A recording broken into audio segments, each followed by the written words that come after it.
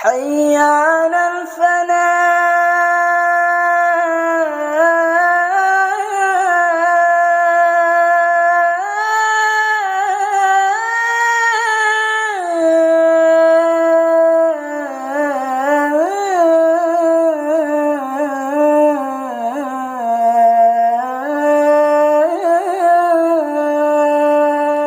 أعوذ بالله من الشيطان الرجيم. بسم الله الرحمن الرحيم. السلام عليكم ورحمة الله وبركاته.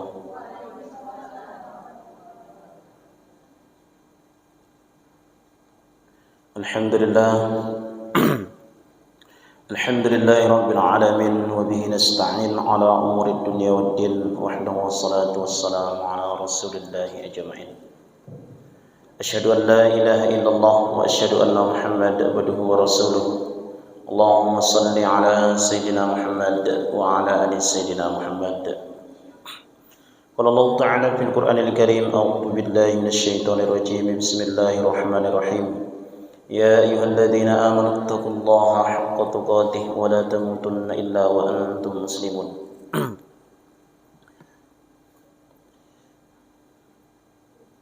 Para jamaah, ibu-ibu yang semoga dirahmati oleh Allah Subhanahu wa taala.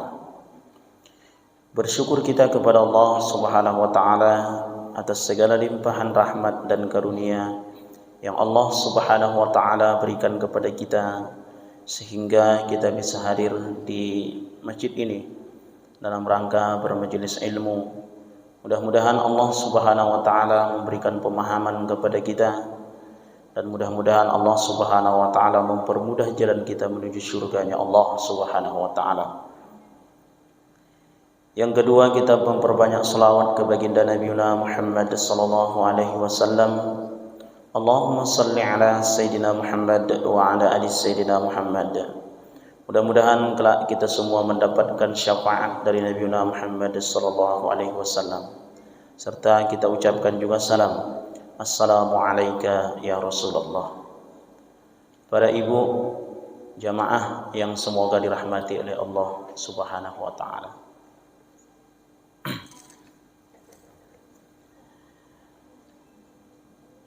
Pada kesempatan kali ini kita akan melanjutkan kajian sirah Nabi, sejarah seputar kehidupan Rasulullah sallallahu alaihi wasallam.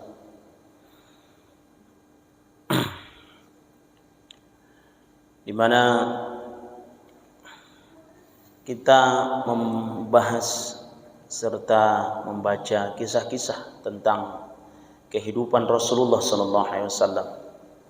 Pertama, bagaimana kita menauladani Rasulullah sallallahu alaihi wasallam, menjadikannya suri tauladan, contoh yang akan kita praktekkan dalam kehidupan kita sehari-hari. Bagaimana cara Rasulullah sallallahu alaihi wasallam makan, minum, berbicara dan berjalan, serta yang berkaitan dengan kehidupan sehari-hari. Maka kata Rasulullah sallallahu alaihi wasallam, al-mar'u ma'a man ahab. Seseorang itu kelak akan bersama dengan orang yang ia cintai. Kalaulah Rasulullah yang menjadi idolanya, yang ia cintai, mudah-mudahan dia bersama Rasulullah sallallahu alaihi wasallam kelak nantinya. Kemudian yang kedua adalah membaca sirah Nabi ini, belajar tentang kehidupan Rasulullah sallallahu alaihi wasallam ini adalah bagaimana ini bisa kita kaitkan, kita ambil hikmah pelajaran dari kisah-kisah Rasulullah sallallahu alaihi wasallam bersama orang-orang terdekatnya, bersama para sahabatnya, tetangga, beserta kemudian orang-orang yang paling dekat dengan Rasulullah sallallahu alaihi wasallam. Makanya nanti kita berbicara Rasulullah sallallahu alaihi wasallam, lalu kemudian kita mengambil ibrah, pelajaran dari sisi-sisi kehidupan Rasulullah bersama para sahabatnya. Ibu yang semoga dirahmati oleh Allah Subhanahu wa taala, tema kita pada kesempatan kali ini adalah berbicara tentang bagaimana, seperti apa masa kanak-kanaknya Rasulullah sallallahu alaihi wasallam.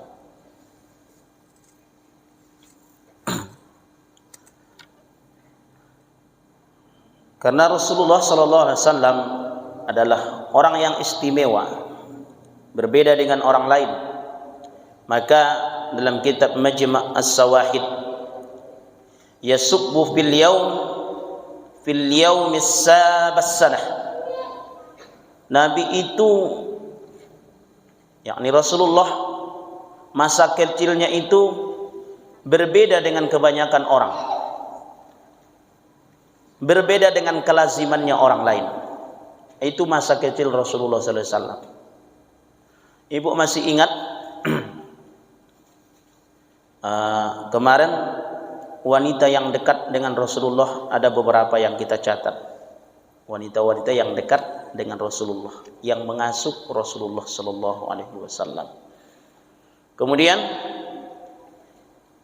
Rasulullah sallallahu alaihi wasallam di masa kecilnya itu tinggal dengan beberapa orang perempuan, dan kemudian yang menyusui Rasulullah sallallahu alaihi wasallam adalah siapa, Bu? Halimatus Sa'diyah. Itu yang paling terkenal. Ada beberapa, tapi yang kemudian yang paling lama menyusui Rasulullah adalah Halimatus Sa'diyah. Ini orang paling beruntung, wanita paling beruntung yang menyusui Rasulullah, Halimatus Sa'diyah. Dan kita tahu bersama bahwa orang-orang Arab di masa itu mereka khusus ada yang menyewakan ibu susuan. Jadi mereka pergi ke kota Makkah, yang itu di Makkah, nanti kemudian mereka melihat di situ siapa yang mau untuk mereka jadikan sebagai yang menyusui mereka, para perempuan. Dan kemudian mereka itu memilih, kalau ayahnya tidak ada, kalau kemudian suami dari perempuan atau kemudian anaknya dari anak bayi ini tidak ada, mereka tidak mau. Apa sebab? Karena yang nanti memberikan upah kepada mereka tidak ada, atau bahkan mungkin kalaupun ada, tidak seperti biasanya. Memang khusus pekerjaan mereka ini mencari kehidupan dari menyusui orang-orang atau anak-anak kecil pada saat itu. Maka dalam riwayat kita ketahui bersama bahwa Rasulullah ini di pertamanya, karena memang tidak ada yang punya ayahnya, kan sudah meninggal ketika berada di dalam kandungan. Ayahnya Rasulullah tidak ada, namanya Abdullah, meninggal dunia. Maka tidak ada yang memilih,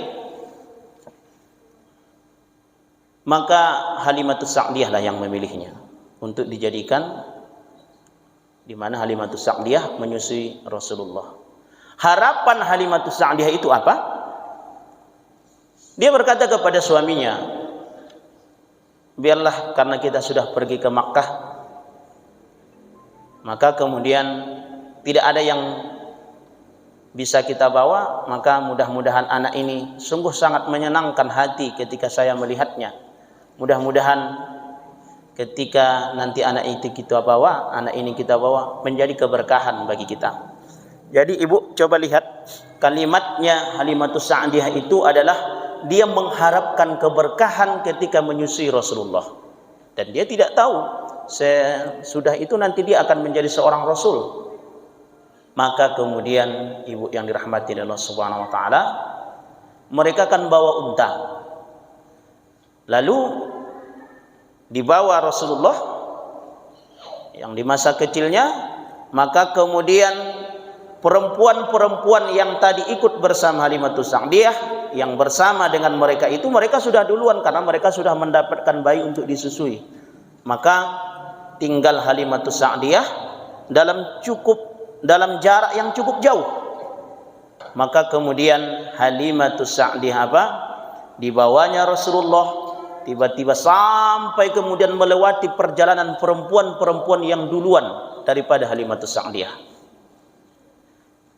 Sehingga kemudian dibawalah Rasulullah kemana? Kampungnya, Bu? Namanya adalah Bani Sa'ad.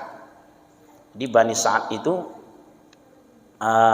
itu tempat Rasulullah SAW dibesarkan, dan disitulah masa Rasulullah SAW mulai dari susuan sampai nanti umur lebih kurang 6 tahun. Itu dilewati, Bu. Jadi unta itu melewati unta-unta yang kemudian mendahului Halimatus Sa'diyah. Ketika sudah sampai di Bani Sa'ad, mereka bertanya. Apa pertanyaan mereka? Wahai Halimah, kenapa untamu begitu cepat berjalan? Apakah engkau mengganti untamu sehingga kemudian kelihatannya sehat seperti itu, segar, kuat seperti itu? Maka Halimah menjawab, tidak. Ini karena kemudian saya tidak tahu kenapa bisa seperti ini. Dan ketika di Bani Sa'ad, di perkampungan Bani Sa'ad, maka Halimatus Sa'diyah ini, mereka setiap hari mereka meminum minuman susu kambing. Dan susu kambingnya Halimatus Sa'diyah ini berbeda dengan kambing-kambing yang ada di tempat itu pada saat itu. Padahal pada saat itu musim paceklik, pertanian. Tentu kalau di Mekah enggak, karena pertanian itu di Madinah. Peternakan kambing-kambing pada saat itu kurus. Tapi justru kambingnya Halimatus Sa'diyah, mohon maaf, air susunya itu banyak. Dan tetangganya itu memperhatikan, kok bisa ya kambingnya ini seperti ini. Maka kemudian mereka mencoba melihat, memperhatikan. Maka ketika Halimatus Sa'diyah melepaskan gembalaan kambingnya, suaminya melepaskan gembalaan kambingnya, maka mereka pun ikut di belakang. Ternyata memang betul kambing-kambingnya Halimatus Sa'diyah itu berbeda dengan kambing-kambing yang lain. Ini salah satu ibu yang dirahmati Allah Subhanahu wa taala, bukan mukjizat. Bukan mukjizat, tapi ini kelebihan irhas namanya. Irhas itu adalah dia diberikan kelebihan kepada seorang nabi yang sebelum dia diangkat menjadi nabi. Dia diberikan kelebihan sebelum diangkat dia menjadi, namanya irhas.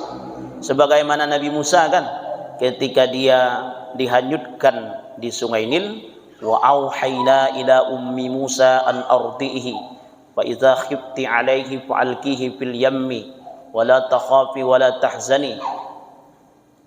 Ketika Nabi Musa itu dihanyutkan di Sungai Nil, ombaknya kan luar biasa. Tapi kemudian anak itu selamat. Apakah dia sudah diangkat menjadi nabi? Tidak. Nah, itu yang dinamakan irhas. Diberikan kelebihan kepada seseorang itu sebelum dia diangkat menjadi seorang nabi.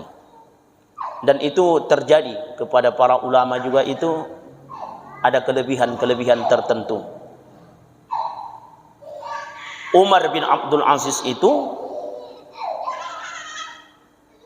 di mana Umar bin Khattab itu pernah berkata, nanti kejayaan akan dibawa oleh seseorang cucuku, kata Umar bin Khattab, yang di kepalanya itu ada bekas. Di kepalanya itu ada bekas, dan dia nanti membawa kedamaian di seluruh dunia. Maka ketika Umar bin Abdul Aziz, ayahnya, ketika Umar bin Abdul Aziz itu kecil, di masa kecilnya dia bermain kuda.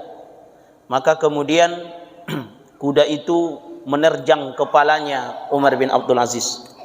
Maka ayahnya berkata, apa kata ayahnya? Kalau memang ini yang disampaikan oleh Umar bin Khattab dahulu, kakek saya, bahwa dia adalah sebagai pembawa kedamaian di dunia, maka kemudian ya Allah, jaga dan selamatkanlah dia. Itu Umar bin Abdul Aziz. Dan memang betul, Bu.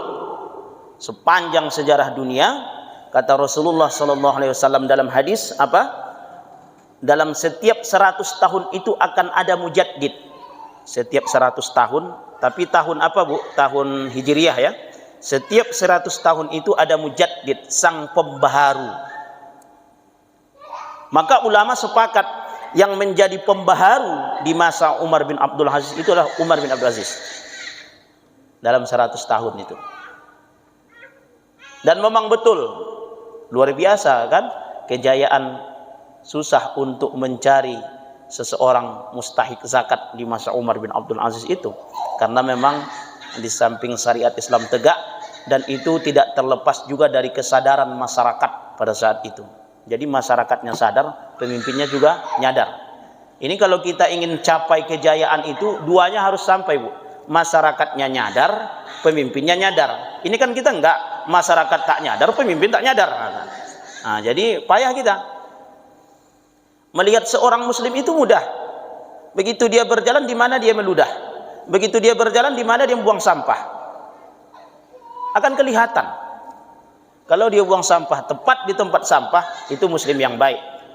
Tapi kalau sampahnya kemudian berserakan, itu tanda bukan muslim yang baik. Mudah sekali. Rokok, sama-sama buang di sana, buang di situ, di mana-mana ada sampah itu kan. Jadi duanya, jangan mengharap sepenuhnya kepada pemimpin, dan masyarakat juga harus sadar. Dan itu terjadi kelebihan. Begitu juga pada Imam Syafi'i. Imam Syafi'i itu berapa, ibu tahu berapa bulan dia dalam kandungan? Bukan 11 bulan, bukan 10, berapa bulan kalau anak dalam kandungan? 11 bulan. 9 bulan 10 hari. Nah, 9 bulan 10 hari. Saya ingat 11 bulan itu karena kata ibu saya itu hampir 11 bulan. Di dalam kandungan itu saya hampir 11 bulan, kata ibu saya. Jadi Imam Syafi'i itu 2 tahun lebih dalam kandungan. 2 tahun lebih.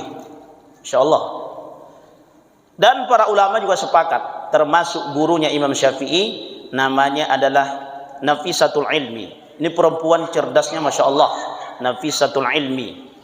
Dia bermimpi bahwa mujaddid sesudah itu, 100 tahun sesudah itu, tadi kan Umar bin Abdul Aziz, maka 100 tahun sesudah itu adalah Muhammad Idris Asy-Syafi'i. Dalam mimpi saya, yang menjadi mujaddid di masa ini adalah Muhammad Idris Asy-Syafi'i.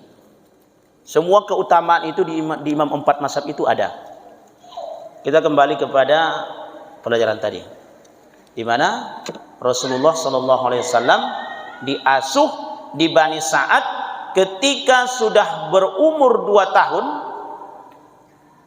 Maka Halimatus Sa'diyah ingin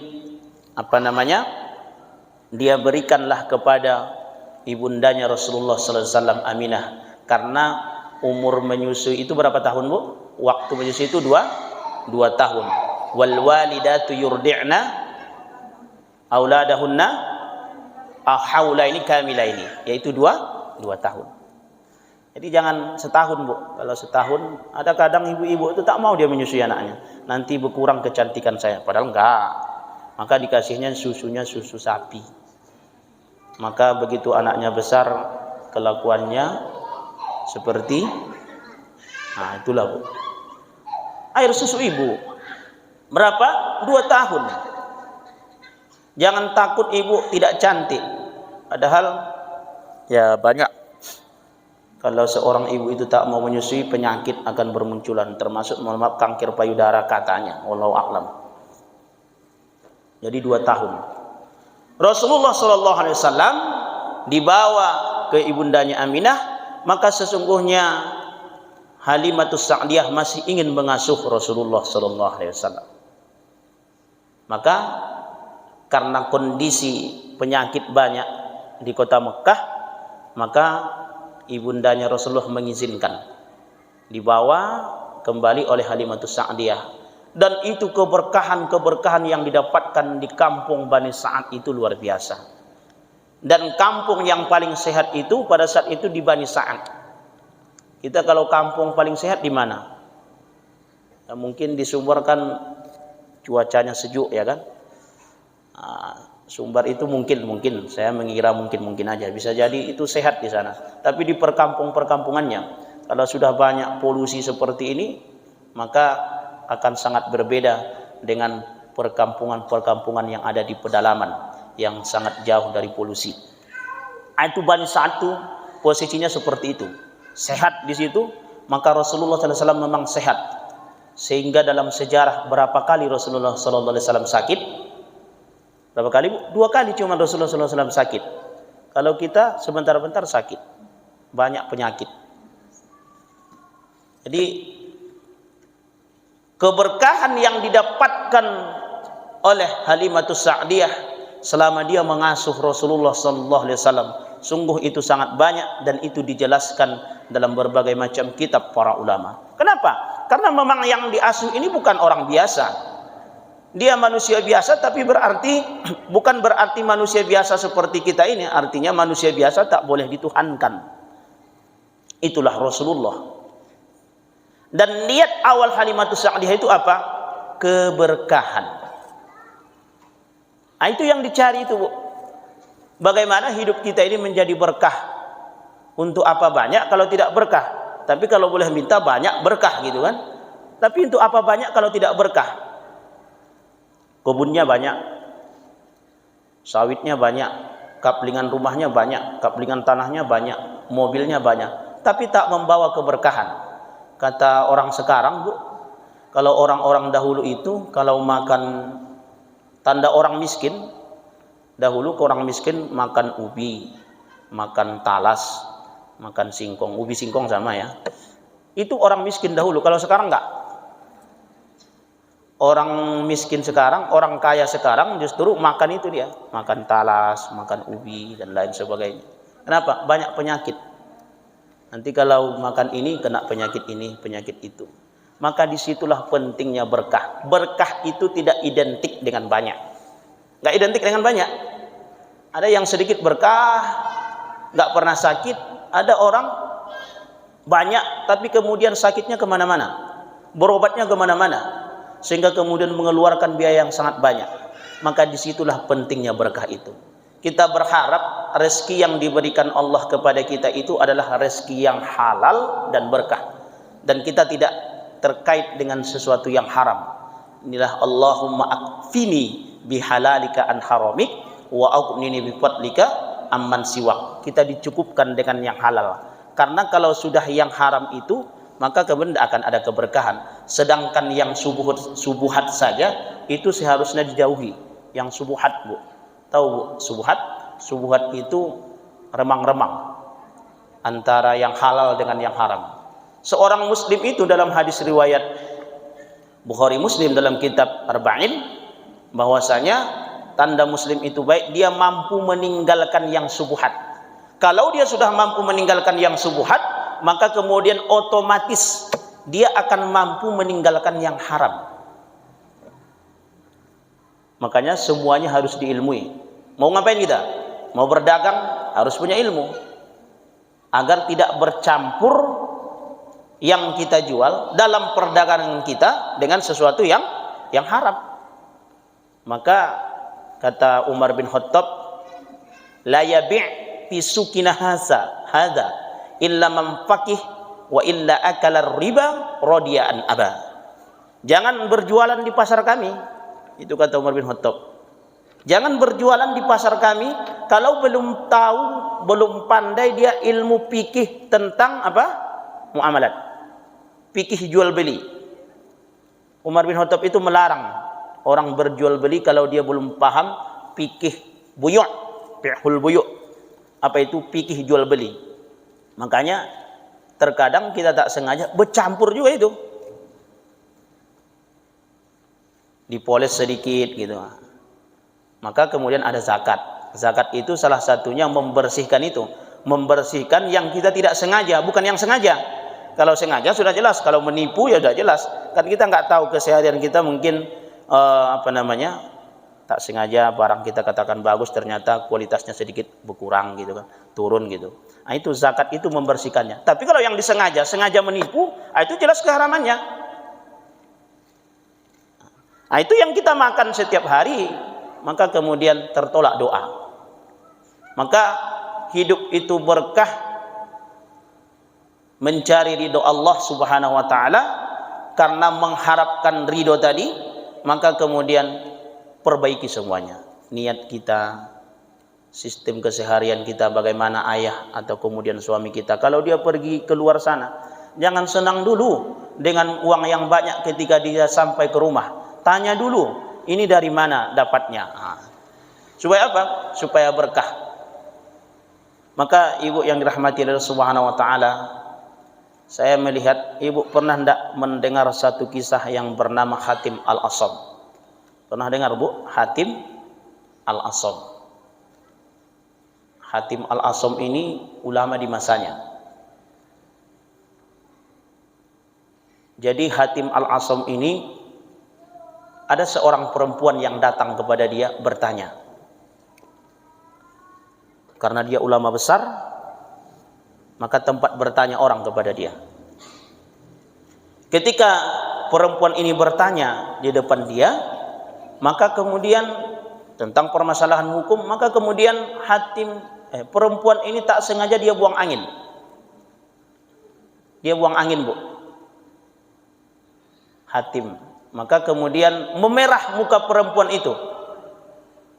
Ketika merah seperti itu, maka Hatim berkata, "Wahai perempuan, coba kau kuatkan suaramu, karena aku tak mendengarkan apa kata-katamu, kalimatmu saya tidak dengar." Maka wajah perempuan tadi yang memerah seperti itu, maka kembali dia lega. Ternyata saya sudah dapat ilmu juga, Bu. Perempuan itu apalagi kalau sudah baru melahirkan, itu ternyata susah. Kalau dia buang angin susah untuk menahannya. Dan itu yang terjadi kepada perempuan itu. Dia bertanya buang angin, merah mukanya. Maka Hatim Al-Asam mengatakan, coba kau kuatkan suaramu. Ini nanti di ujung kita ambil, kita kaitkan dengan kisah ini ya. Coba kau kuatkan suaramu, aku tidak mendengarkan kalimat-kalimatmu. Maka kemudian kembali lega perempuan itu, tenang kembali hati dia. Ternyata ini ulama tak mendengar apa yang saya ucapkan. Nama dia Hatim, maka sesudah itu dibuatlah namanya Hatim Al-Asam. Kenapa Hatim Al-Asam? Hatim yang tuli, Hatim yang tidak mendengar. Semenjak itu, Bu, disebutlah namanya Hatim Al-Asam. Lihat ulama itu. Begitulah dia menjaga perasaan perempuan itu. Padahal dia dengar itu. Dia pura-pura tak dengar. Dan dikatakan Hatim Al-Asam ini Luqmanul Hakimnya umat Muhammad. Ada Luqman Hakim kan dalam surah Luqman itu kan. Lalu kemudian kalau ada Luqmanul Hakimnya di antara umat Muhammad, maka inilah Hatim Al-Asam. Karena kalimatnya yang begitu indah, hikmah-hikmahnya keluar dari lisannya, kemudian bagaimana dia menjaga perasaan orang, itu Hatim Al-Asam. Jadi suatu ketika ibu kata Hatim Al-Asam kepada anaknya, "Wahai anak-anakku, kafilah haji hari ini akan berangkat. Sebentar lagi mereka akan berangkat. Maka kemudian aku ingin sekali menunaikan haji. Tapi bagaimana? Kita tak punya rezeki, belanja yang saya tinggalkan tidak ada, belanja yang saya bawa juga tak ada. Kalau belanja yang dibawa, padahal naik haji itu kan harus ada belanja yang tinggal dan belanja yang dibawa. Ini belanja yang tinggal pun tidak ada, belanja yang dibawa pun tidak ada." Maka kemudian kata anaknya, karena anaknya ini orang soleh, Hatim Al-Asam itu punya anak yang banyak. Jadi kata anaknya yang paling besar perempuan, "Wahai ayah, berangkatlah engkau, tidak menjadi masalah." Maka kemudian, "Dari mana belanjanya saya berangkat?" Serahkan kepada Allah. Serahkan kepada Allah. Enggak apa-apa, ayah berangkat saja. Lalu bagaimana dengan kalian? Kami serahkan kepada Allah. Cukuplah Allah yang menjadi penolong bagi kami. Hasbunallah wa ni'mal wakil. Ini kita disunnahkan juga berzikir ini 7 kali setiap pagi. Maka sampaikanlah kepada ibumu, kepada adik-adikmu, berikan pemahaman kepada mereka. Maka disampaikan oleh anak perempuannya ini kepada mereka, dan kemudian mereka paham. Berangkatlah Hatim Al-Asam tanpa ada sedikit pun belanja yang dibawa ketika berangkat, tanpa ada sedikit pun yang tinggal, belanja yang ditinggalkan kepada anak-anaknya. Berangkat Hatim Al-Asam. Ketika dia berangkat, maka kemudian pembimbing hajinya di depan sana, mereka berangkat itu tiba-tiba kena gigit, digigit kalajengking. Tak ada yang mampu mengobatinya kecuali hanya Hatim Al-Asam. Maka kemudian Hatim Al-Asam mengobatinya, alhamdulillah kemudian sembuh. Apa kata si pembimbing haji ini? Engkau terus berangkat sama kami, maka saya yang akan menanggung belanjamu, belanja ketika pergi dan belanja saat pulang. Jadi yang menanggung belanja siapa tadi? Si pembimbing haji tadi menanggung belanja Hatim Al-Asam ketika pergi dan saat pulang. Maka kemudian Hatim Al-Asam berdoa kepada Allah Subhanahu wa taala. Ya Allah, Engkau telah tunjukkan kepadaku bagaimana cara memelihara aku. Engkau memberikan rizki kepadaku. Engkau telah tunjukkan ya Allah. Tunjukkan kepadaku ya Allah bagaimana caramu memelihara keluargaku. Maka 3 hari sesudah ditinggalkan Hatim Al-Asam, tak ada yang dimakan oleh anak-anaknya, sedikit pun tak ada. Bahkan kemudian ibunya mengeluh, kenapa engkau izinkan, bahkan engkau yang menguatkan kemarin agar ayahmu pergi. Sungguh kita sedang dalam keadaan kelaparan, tak ada yang kita makan, yang mau kita jual pun tak ada. Maka kata anaknya, serahkan perkara kita kepada Allah. Tiba sesudah mereka, ketika mereka berbicara seperti itu, Bu, maka diketuklah pintu. Ada yang datang. Yang datang itu begitu dibuka, ternyata seorang pasukan. Dan pasukan itu berkata, berikanlah kami seteguk air, karena gubernur kami sedang dalam keadaan kehausan. Ternyata gubernur dan pasukannya, para tentaranya, itu sedang kehausan. Dan kemudian yang paling haus gubernurnya. Mereka mencari minum. Maka kemudian datang ibunya ke belakang. Diambil air yang diletakkan dalam mungkin panci lah gitu. Bahasa kita mungkin panci. Ambil air diletakkan dalam panci. Maka kemudian sesudah ambil itu air diserahkan kepada prajurit tersebut. Dibawalah oleh prajurit itu air itu. Lalu kemudian diserahkan kepada gubernur, lalu diminum oleh gubernur tersebut. Ketika dia minum itu lepas dahaganya, dan dia berkata, tak pernah saya meminum minuman yang paling sejuk, yang paling segar, yang paling nikmat selain minuman ini seumur hidup saya. Itu kata hatimu. Seumur hidup saya tak pernah saya meminum minuman senikmat selezat ini yang bisa menghilangkan dahaga saya kecuali minuman ini. Maka kemudian gubernur tersebut mengambil ikat pinggangnya, dan fungsi ikat pinggang itu bukan untuk menguatkan celana atau kemudian kain bagian bawah, bukan. Fungsi fungsi ikat pinggang itu hanya sekedar hiasan. Ikat pinggang seorang gubernur, di dalam ikat pinggang itu ada hiasan-hiasan, ada intan, permata, emas, batu zamrud. Itu diambil oleh gubernur tersebut, diletakkan di atas panci itu. Lalu kemudian apa kata gubernur itu? Kalau kalian cinta kepada saya, maka lepaskan semua ikat pinggang kalian, letakkan dalam panci ini. Masya Allah. Jadi begitu. Jadi kemudian diletakkan dalam panci itu, dibawa ke rumah Hatim Al-Asam. Mereka kemudian bertamu di situ. Lalu mereka bercerita, siapa engkau? Suamiku telah pergi haji 3 hari yang lewat, namanya Hatim. Oh, Hatim Al-Asam, dia adalah ulama yang besar. Maka para anak-anaknya menceritakan, harta itu semua ketika dijual, maka sampai ibunya meninggal dunia, mereka kemudian meninggal dunia, tidak habis harta tersebut. Jadi ibu yang dirahmati Allah Subhanahu wa taala, lihatlah bagaimana cara Allah Subhanahu wa taala mendatangkan keberkahan kepada satu keluarga itu. Maka itu yang saya sampaikan, mereka miskin, tidak identik dengan sesuatu yang banyak, tapi cara Allah begitu. Siapa yang kemudian menggerakkan prajurit tersebut sehingga datang ke rumahnya Hatim Al-Asam?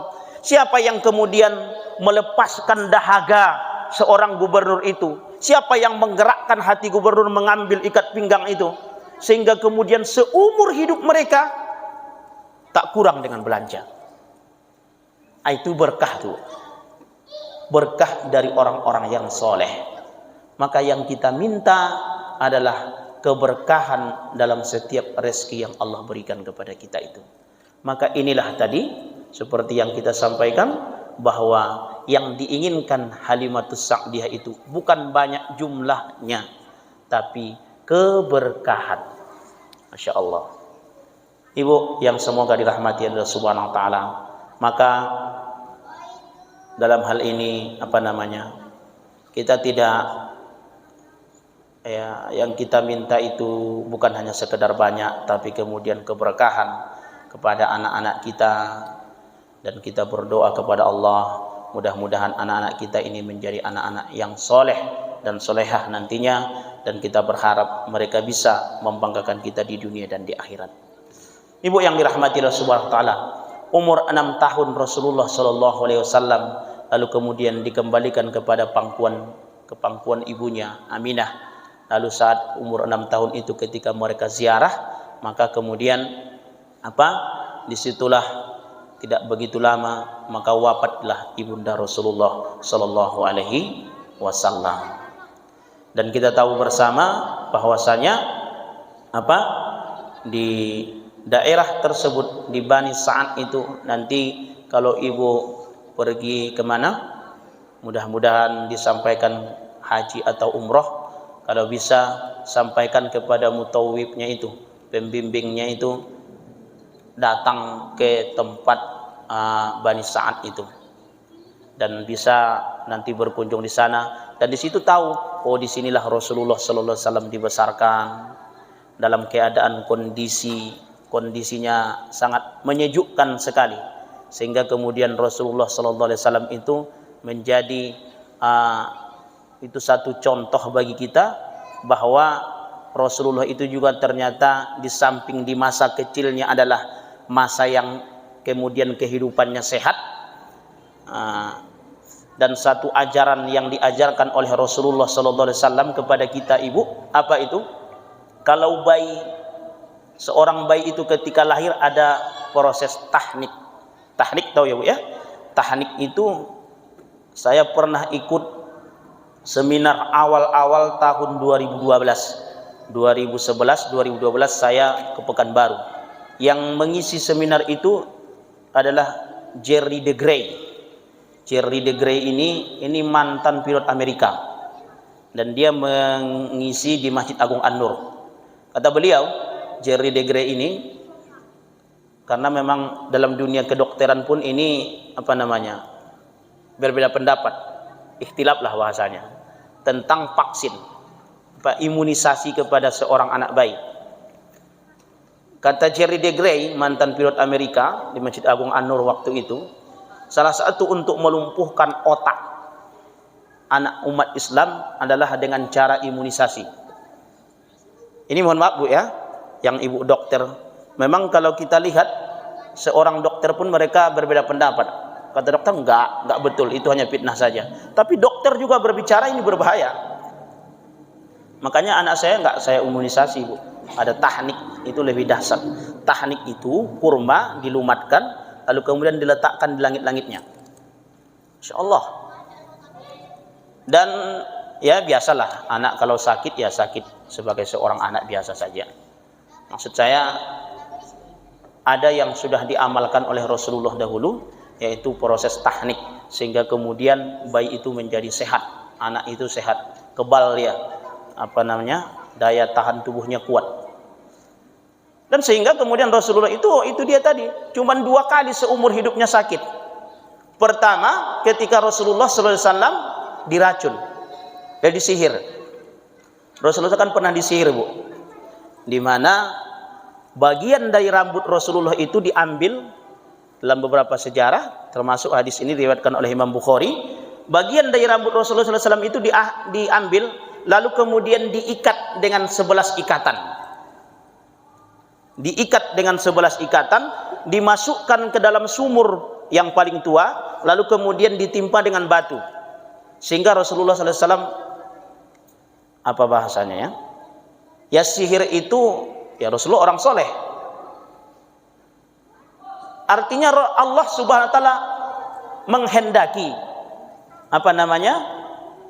menghendaki bahwa Rasulullah SAW itu kena sihir, sehingga efeknya Rasulullah merasakan seperti sudah makan padahal belum makan.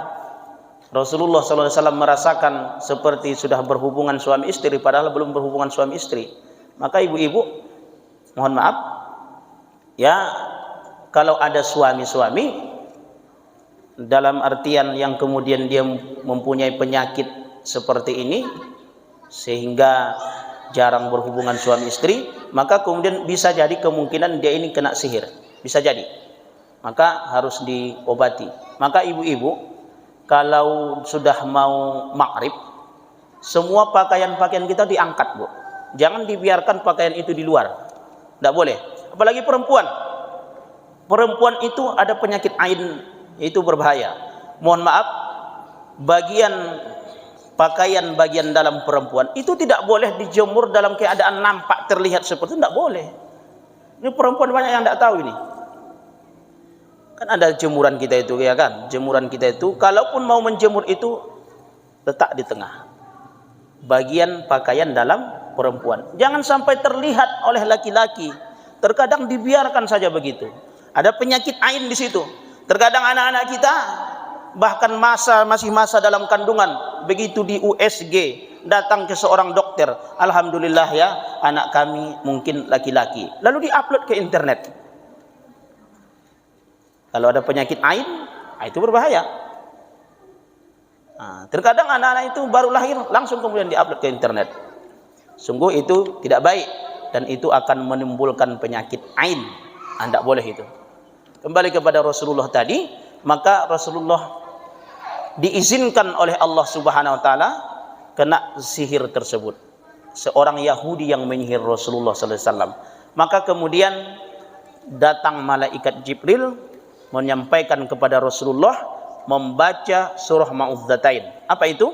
Al-Falaq dan An-Nas. Maka ibu-ibu kalau sesudah sholat, terutama habis maghrib dan habis subuh, jangan lupa zikir ini. Apa itu? Al-Falaq dan An-Nas. Baca itu untuk menangkal itu semua. Sihir-sihir baik penyakit ain yang kita sampaikan tadi ya. Kemudian cemburu orang itu. Kan ada orang juga, Bu. Kalau anak kita upload di internet, misalnya anak yang baru lahir atau masih dalam kandungan, ada orang yang cemburu. Itu bisa jadi penyakit ain.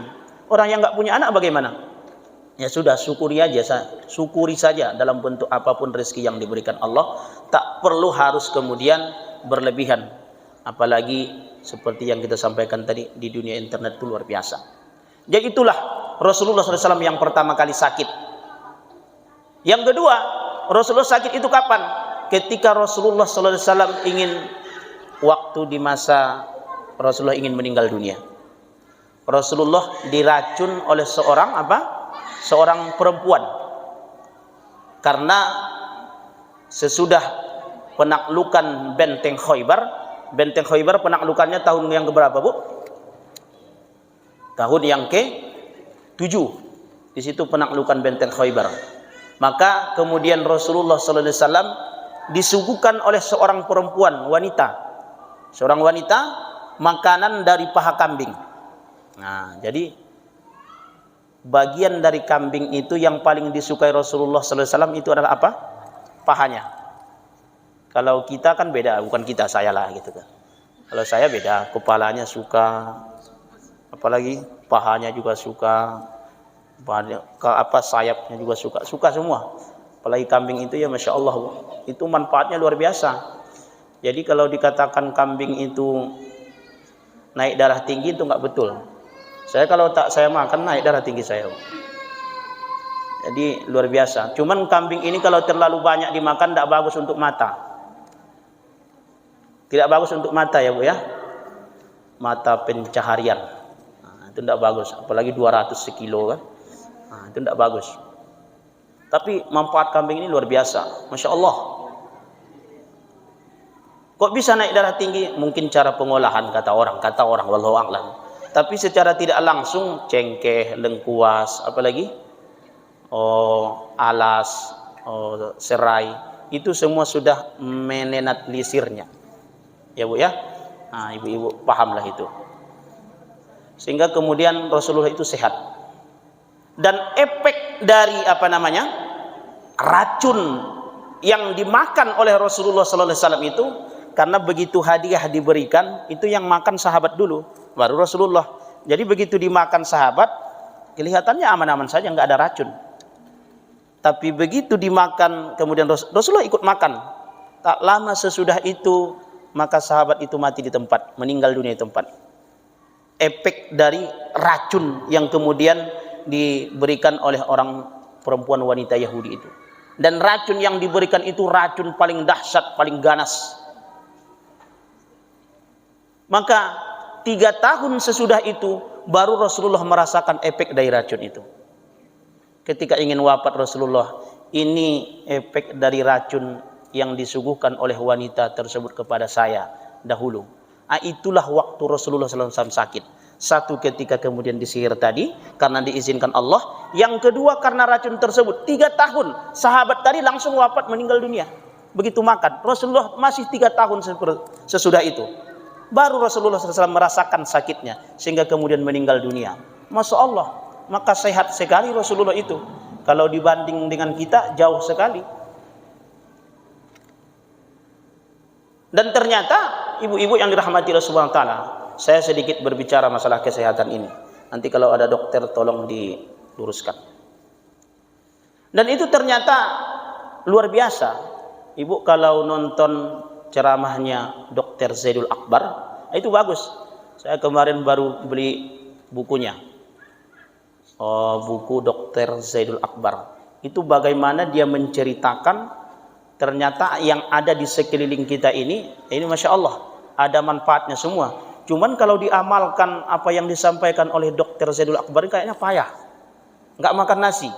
Saya mulai dari kecil dibesarkan ya itu nasi itu.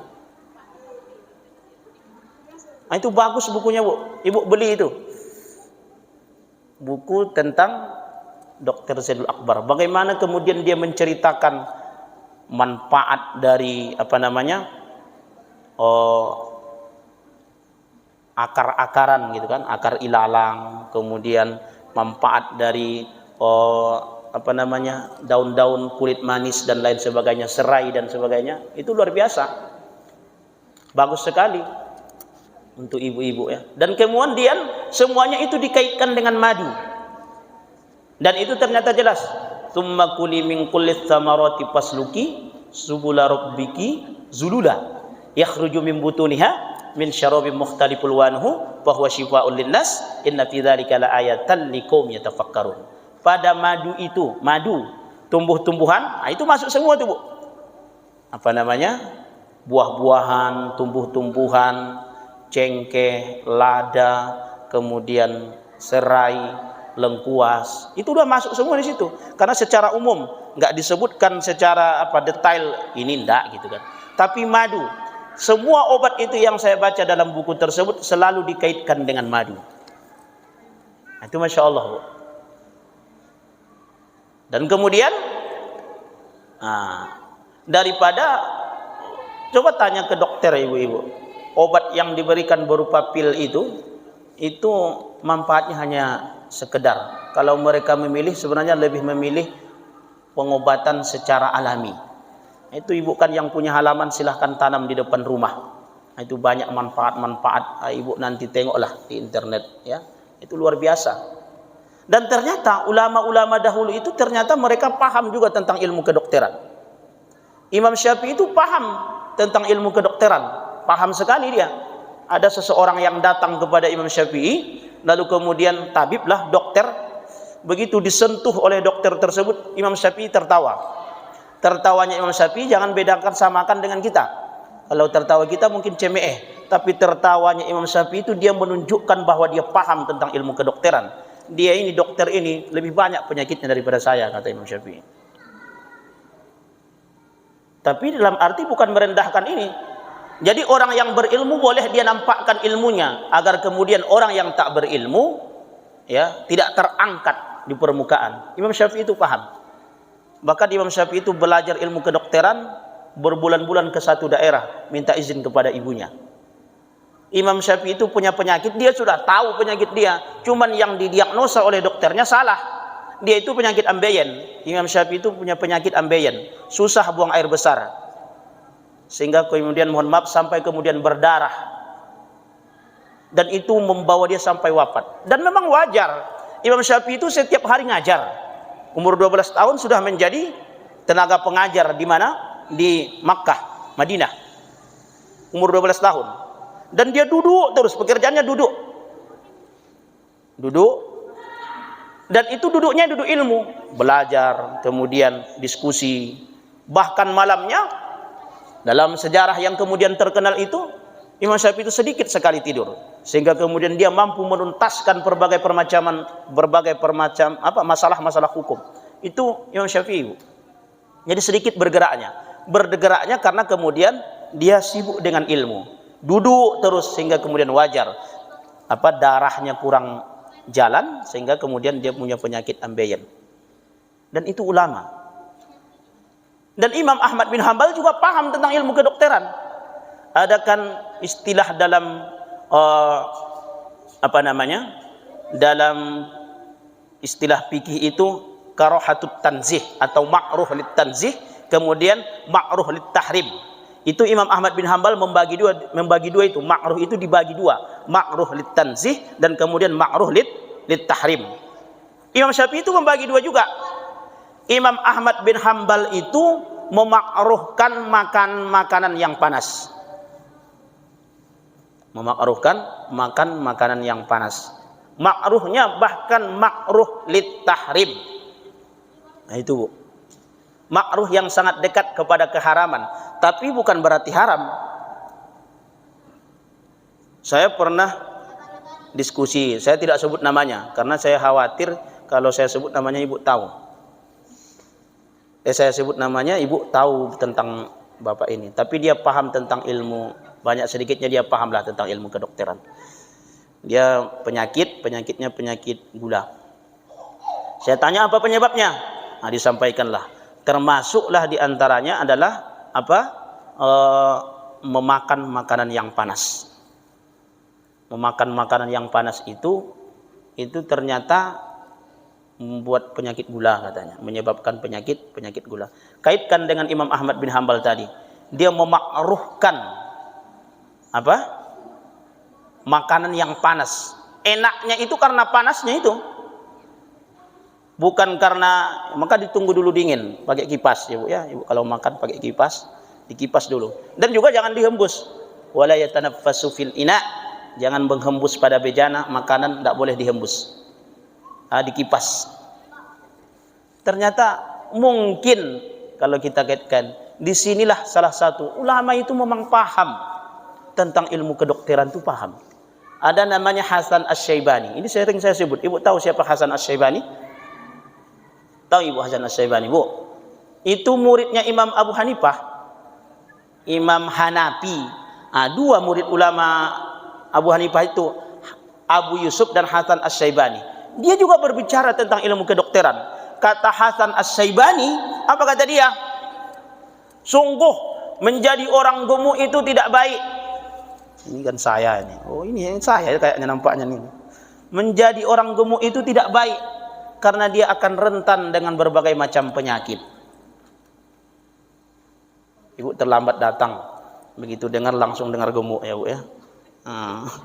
Jadi gitu kata dia. Menjadi orang gemuk itu tidak baik karena dia rentan dengan penyakit. Mohon maaf ibu-ibu yang gemuk, saya tidak bermaksud menyinggung karena saya gemuk juga. Jadi paham. Tapi gemuknya Hasan Asy-Syaibani itu beda dengan kita. Kalau kita kan karena malas, banyak tidur, malas bergerak gitu. Kata Hasan As-Syaibani itu, dia banyak belajar dan tidak banyak bergerak sehingga kemudian badannya gemuk. Besar badannya Hasan Asy-Syaibani itu. Jadi kalau saya melihat ibu-ibu, kalau melihat ustadz yang gemuk, berbaik sangka sajalah, oh dia mungkin mengikuti Hasan Asy-Syaibani. Jadi luar biasa, Bu. Ternyata mereka adalah paham tentang ilmu kedokteran itu. Maka ibu yang dirahmati oleh Subhanahu wa taala, disitulah kita kalau mengikuti apa yang menjadi sunnah Rasulullah SAW, maka insya Allah akan ada kebaikan di situ. Maka satu penelitian bahkan kan ada hadis Rasulullah ya Bu ya, kalau lalat masuk ke dalam minuman kita, maka kemudian dibenamkan lalat itu.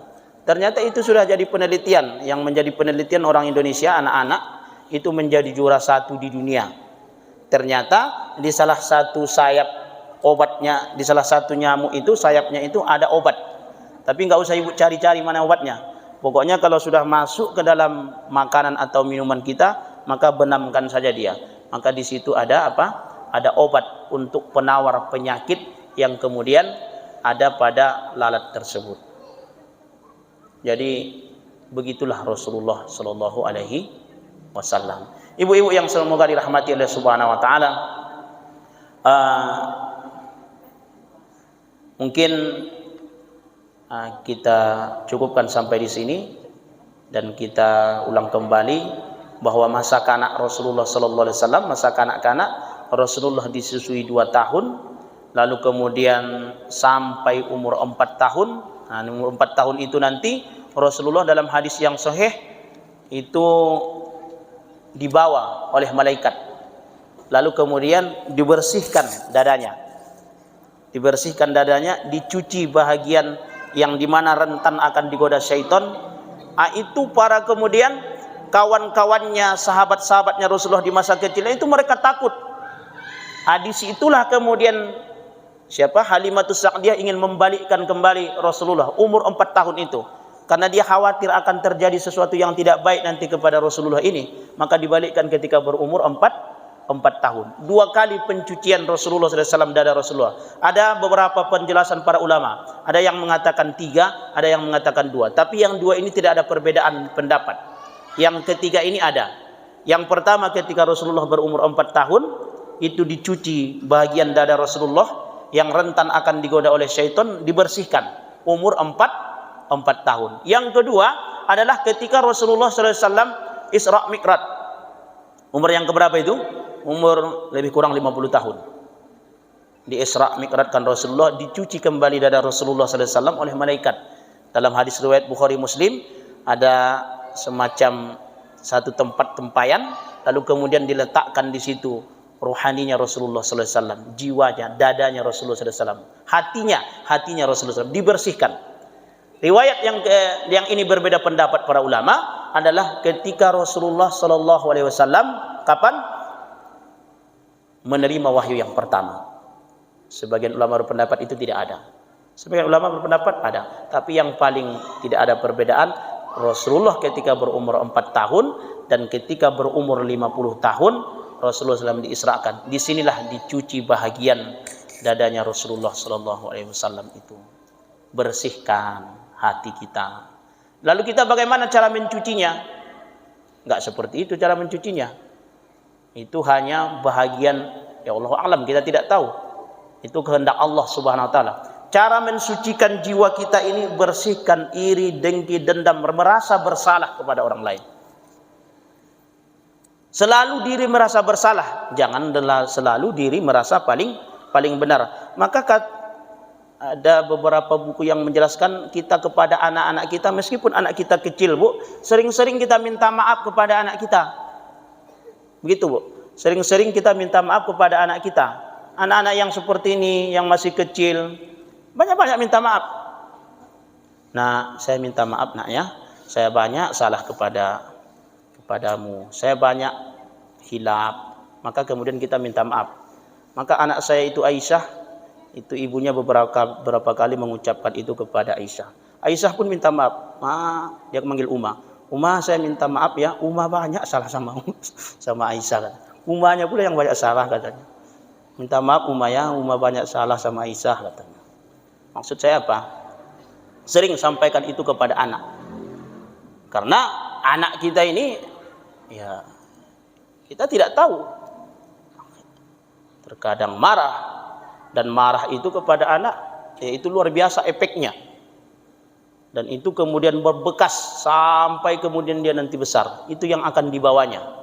Maka sering-sering merasa bersalah di depan anak kita maupun di depan suami kita. Kalau kita sudah merasa paling benar terus di depan suami kita, payah, Bu. Payah. Maka disitulah kotornya jiwa hatinya kita itu. Tidak mungkin kita tidak punya salah. Pasti banyaklah kita salah, baik kepada kawan dan sahabat kita. Maka meminta maaf itu satu perbuatan yang sangat mulia. Itu membersihkan hati, membersihkan jiwa kita. Ibu-ibu yang semoga dirahmati Allah Subhanahu wa taala, dari beberapa kisah yang saya sampaikan ini, mudah-mudahan dapat bermanfaat bagi ibu-ibu semua. Dan ini adalah masa kemudian di mana kita belajar tentang di masa kecilnya Rasulullah sallallahu alaihi wasallam. Saya teringat silabus yang saya sampaikan, yang saya tulis dahulu tuh tak nampak lagi sama saya entah di mana tuh tulisannya itu. Jadi saya sudah lupa tentang silabus itu. Ibu masih ada yang mencatat tidak? Ibu, silabus kita dulu tuh kan ada tuh. Jadi saya mengkait-kaitkan aja nih, udah lupa di mana lah saya letak catatan itu, lupa saya. Gak ada ibu yang catat. Nah, samalah nasib kita. Ya Bu ya. Mudah-mudahan ini menjadi kebaikan apa yang saya sampaikan kepada kita semua. Mudah-mudahan bisa kita amalkan, bisa kita ambil contoh, ibrah, pelajaran dari kehidupan Rasulullah sallallahu alaihi wasallam. Ibu sudah beli buku tentang sirah Nabi? Paling tidak yang saya sebutkan tadi, yang dulu itu adalah Sama'il Muhammadiyah. Ibu sudah ada buku itu? Ibu jawablah. Belum? Tidak mungkinlah saya belikan satu-satu sama ibu kan. Ibu ambil handphone, sudah ambil handphone tuh, klik di Google buku Sama'il Muhammadiyah gitu. Itu paling tidak nanti yang harus kita amalkan dalam kehidupan sehari-hari. Bagaimana Rasulullah berbicara, bagaimana Rasulullah makan, bagaimana Rasulullah duduk. Toh kalaupun kita tidak mampu mengamalkan kan susah itu. Tapi mudah-mudahan mampu kita mengamalkannya itu. Banyak amalan-amalan itu walaupun kita tidak mampu, paling tidak kita ketahui. Dalam hati kita berdoa, ya Allah, mudah-mudahan saya mampu mengamalkannya. Karena susah, Rasulullah itu makannya sedikit ya kan? Kita sedikit-sedikit makan. Rasulullah itu tidurnya sedikit, kita sedikit-sedikit tidur gitu kan. Ya Bu ya, Sama'il Muhammadiyah judulnya. Itu terjemahannya sudah sangat banyak sekali. Beli di internet, maksudnya dikirim nanti ya, itu sekarang mudah kan cara membelinya. Ini mungkin yang dapat saya sampaikan. Ada yang perlu didiskusikan atau ditanyakan, Bu? Kalau tidak ada, kita cukupkan sampai di sini. Kita tutup dengan doa. Subhanaka Allahumma bihamdika asyhadu an la ilaha illa anta astaghfiruka wa atubu ilaik. Wassalamualaikum warahmatullahi wabarakatuh.